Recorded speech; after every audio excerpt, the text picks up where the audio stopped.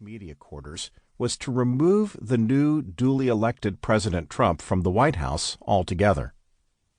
Indeed, as I write this, a 40-page sentencing memorandum filed by federal prosecutors from the U.S. Attorney's Office for the Southern District of New York is recommending a substantial term of imprisonment for Trump's ex-lawyer Michael Cohen. No observer has missed the point that the filing indicates that there is a move afoot to indict the president himself for campaign finance violations because of hush money paid to silence two women who claimed to have had affairs with Trump, alleged affairs that happened well before he was president.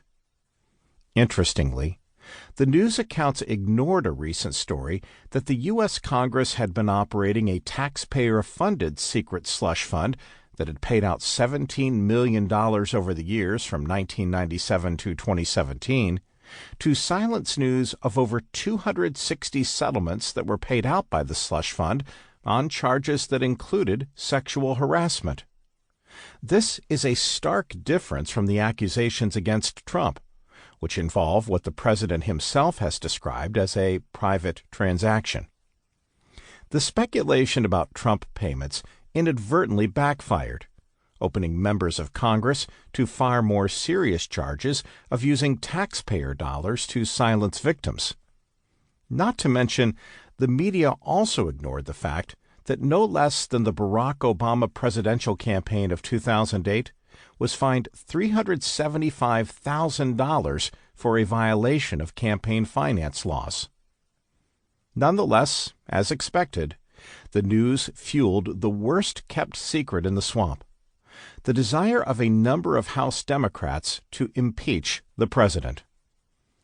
The reason for the escalation from the occasional skirmish of years gone by to today's constant explosions of full-blown swamp wars, not to mention the headlining swamp war targeting the Trump presidency, is the iron-fisted, decidedly authoritarian old order's obsession with demanding complete obedience of and submission to old order orthodoxy. An obedience and a submission that not coincidentally preserves old order power and privilege, as this group exerts its cultural and political control over the entire country.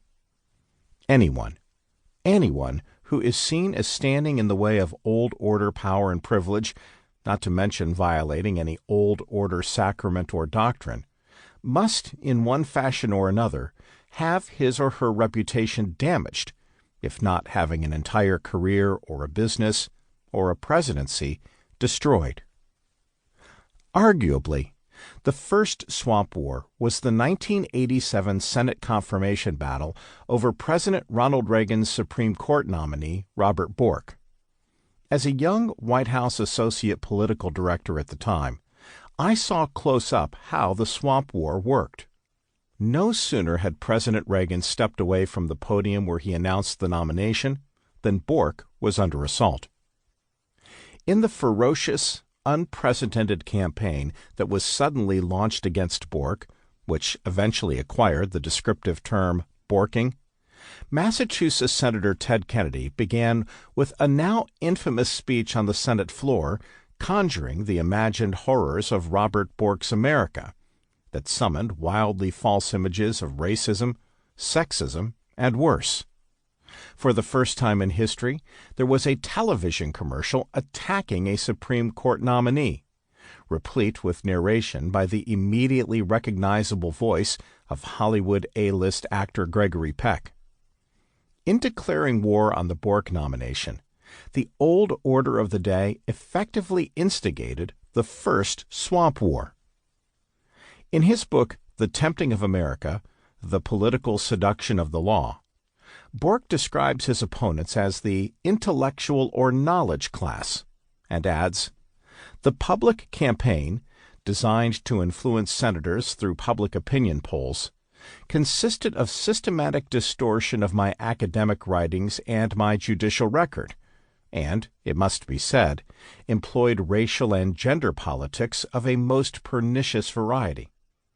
The ferocity of the attack, the ideological stance of the assailants, and the tactics they used